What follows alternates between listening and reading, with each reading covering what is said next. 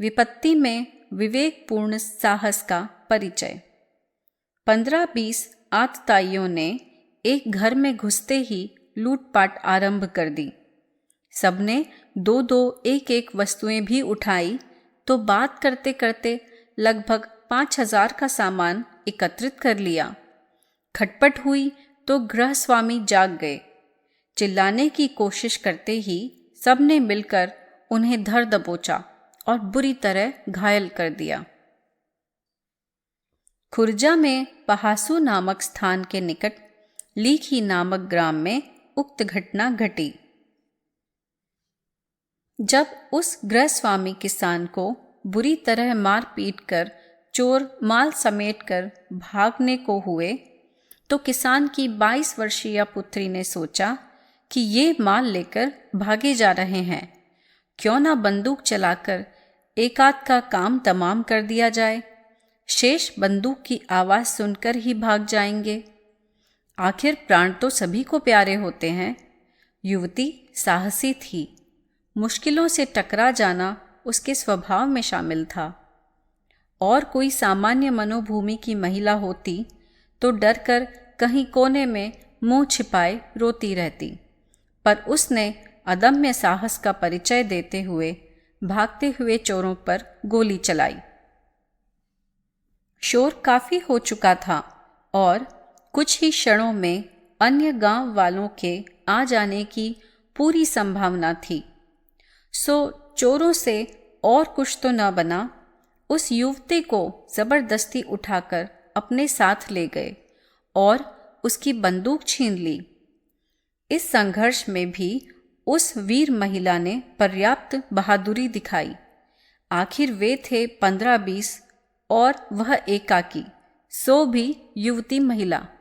बांध बूंद कर किसी प्रकार उसे ले तो गए, किंतु रास्ते भर वह निरंतर घुटने तथा लात मारकर भागने का प्रयास करती रही।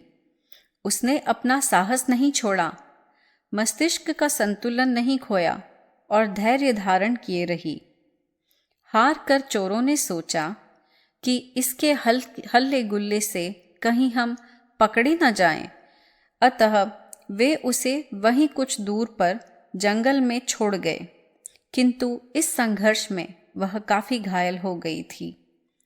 नृशंस व्यक्तियों को कब यह ध्यान होता है कि नारी मात्र शक्ति है और उसका आदर करना प्रत्येक मानव का कर्तव्य है।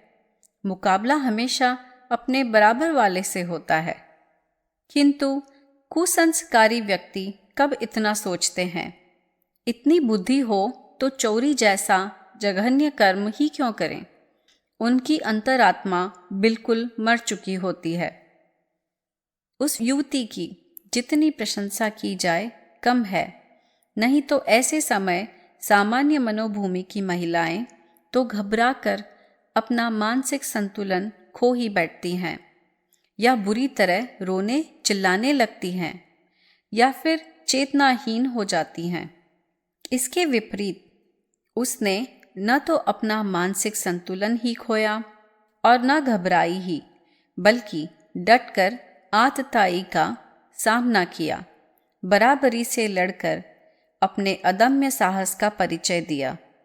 दुर्घटना या बड़ी विपत्ति के समय भी विवेक को संभाले रखना तथा इस प्रकार कठिनाई से सूझबूझ के बहुत ही प्रशंसनीय कार्य किया, वह भी एक महिला होते हुए, जिसे शरीर से बिल्कुल ही कोमल माना जाता है और अबला कहा जाता है।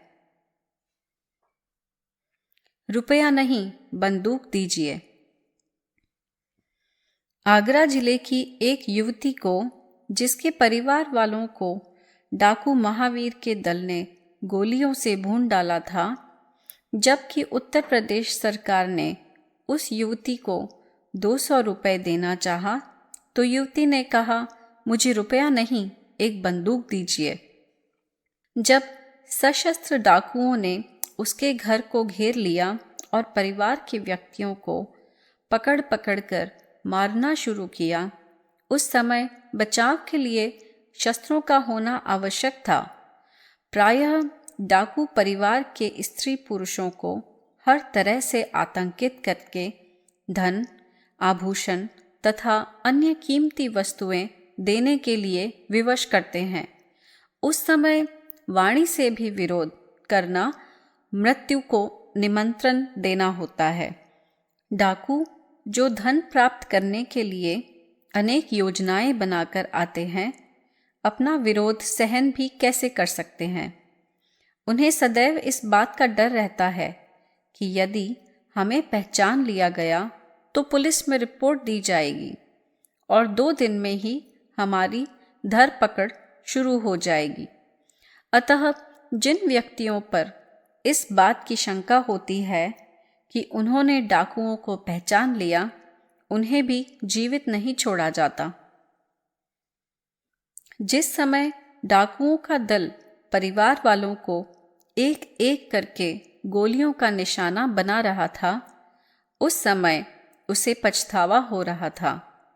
रह रहकर उसके मन में यह बात आती कि यदि मेरे पास एक बंदूक होती तो मैं भी डाकुओं का खुलकर सामना करती।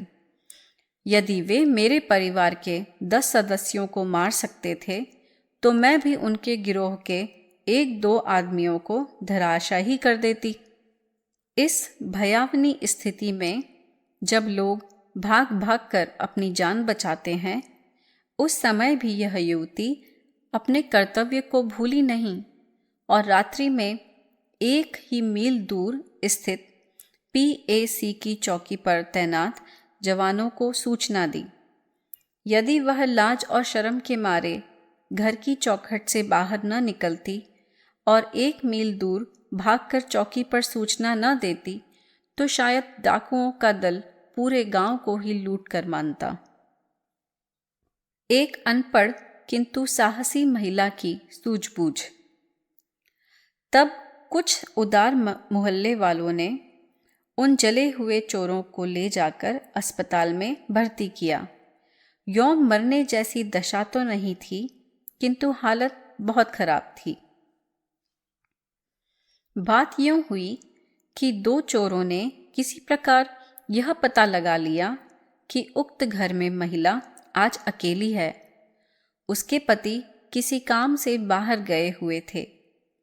शाम से ही वे दोनों घर में घुसकर किसी गुप्त स्थान पर बैठ गए और अधिक रात होने की प्रतीक्षा करने लगे।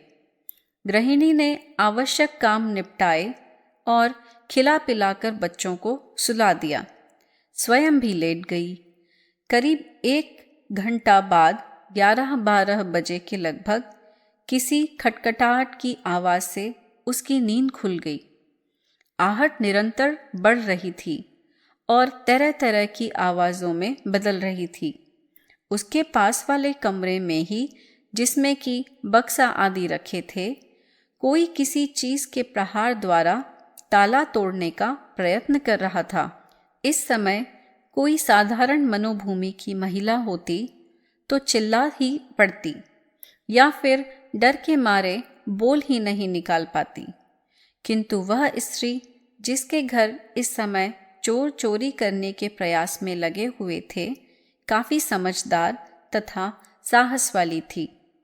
उसने सोचा कि चिल्लाने से तो अभी हाल में ही उसे धर दबोचेंगे और पता नहीं कितने हो ये और क्या क्या न कर बैठें।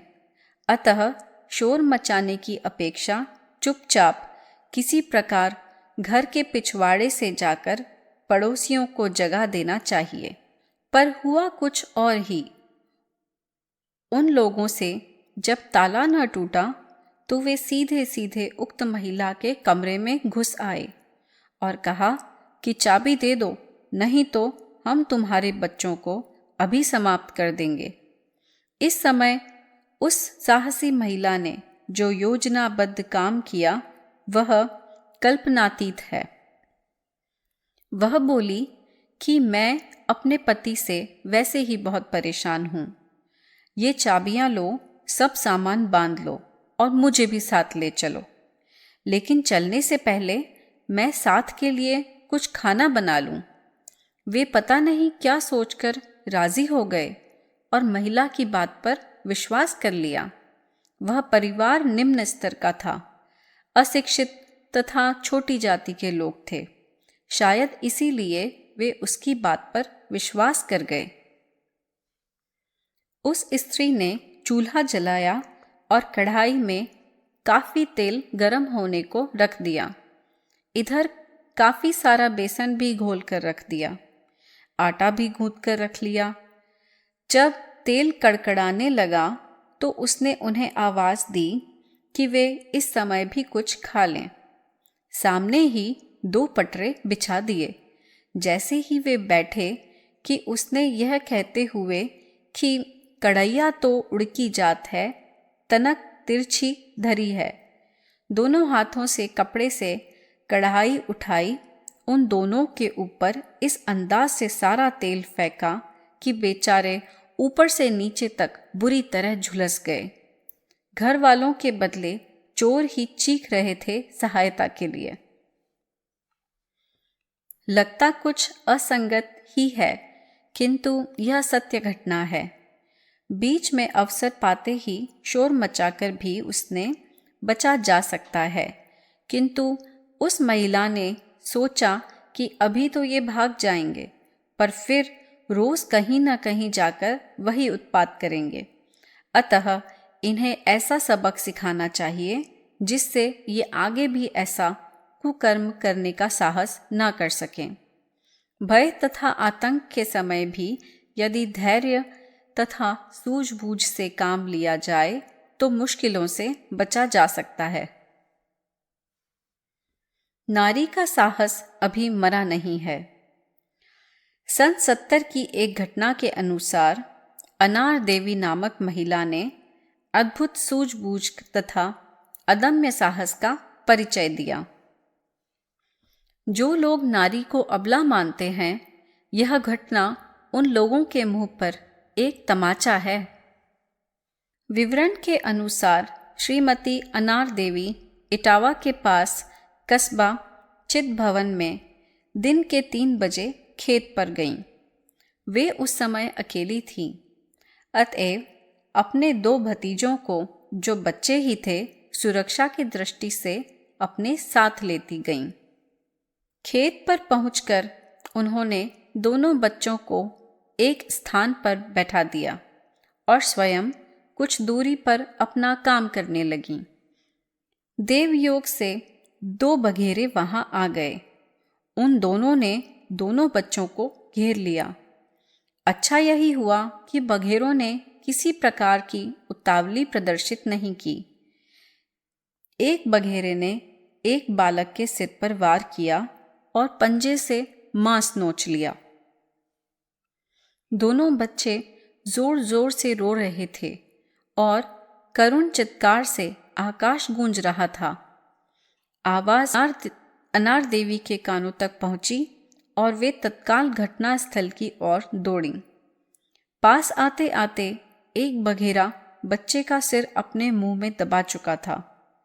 स्थिति विकट थी और अनार देवी के पास न कोई हथियार था, न बचाव का या वार करने का अन्य कोई साधन। दूसरा बघेरा भी सामने खड़ा गुर्रा रहा था। किसी भी क्षण दूसरे बच्चे पर अथवा स्वयं अनार देवी पर वार कर सकता था। एक ही पल में ये सारी स्थिति अनार देवी की मस्तिष्क में अंकित हुई और ऐसे समय क्या किया जा सकता है, यह उन्होंने निर्णय कर लिया। वे पास आईं और ललकार के साथ आगे बढ़ीं।